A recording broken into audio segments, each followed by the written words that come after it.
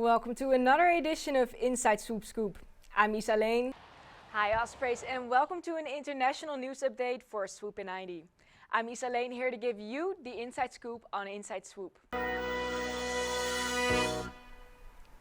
Hello Ospreys and welcome back to another School of Communication update with ComConnect. I'm Leen. Hallo Ospreys en welkom terug bij een internationale editie van Inside Swoop in 90. Ik ben Leen hier om jullie een wereldwijde update te geven. Hello Ospreys and welcome back to a new edition on Swoop in Depth. I'm Leen and today we'll dive deeper into the topic of American visas. You've probably heard of a student, work or travel visa. But what exactly is the H-1B visa? Well, it has long been a highly coveted employment visa for foreign citizens with specialized skills to live and work in the US. And more in international news, French President Emmanuel Macron says Europe is entering a new era after US changed the position on Ukraine. Macron stressed that Europe has to continue to help the Ukrainians to resist Russia's attempts to claim control of their country. The French president says it will be a folly if Europe remained a spectator to Russia's threat. And to upcoming seniors for the fall or summer term, don't forget to fulfill your senior internship requirement. Remember, you must get your internship approved by the School of Communication before registering for the required course. The course never fills up, but the deadline to submit a completed application for a summer internship is April 15. For a fall internship, the deadline is August 1st. Last October, more than 220 people were killed during the devastating flash floods in Valencia in Spain. Walls of water drowned people in their homes, filled entire towns with mud, and damaged countless buildings. For some, the only memory left are water-stained photos covered in mud. Can you imagine losing everything, including your past? Well, luckily, volunteers, including students from Valencia's Polytechnic University, are trying to help. They ask people to turn in sold photos to see what could be saved. The restoration process starts with registering each photo and by taking pictures of them. After that, each image is cleaned in bins of water and hung to dry. The pictures are placed on special paper before they are returned together with a digital copy.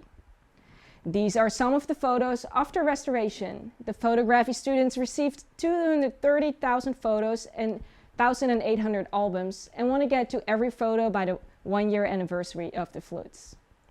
Well, Ospreys, that was it for today. Make sure to get a digital copy of your pictures, and I hope to see you next time. Ukraine's European allies gathered for talks in Paris on Thursday to talk about how to strengthen Kiev's hand and its military as it pushes for a ceasefire with Russia. It also considers proposal to deploy European troops in tandem with any peace deal, but not all European countries are comfortable with that, since it's unknown whether Trump will allow US forces to help back up with air and logistical support. And a panel of Brazil's Supreme Court justices ruled together that former President Jair Bolsonaro and his 7 associates will stand trial on 5 counts. First, attempting to stage a coup involvement in an armed criminal organization, attempting violent abolition of democratic rule of law, and last, damage characterized by violence and a serious threat against the state's assets. The panel will review existing evidence and gather potential new evidence. Legal experts estimate up to 40 years in prison for Bolsonaro.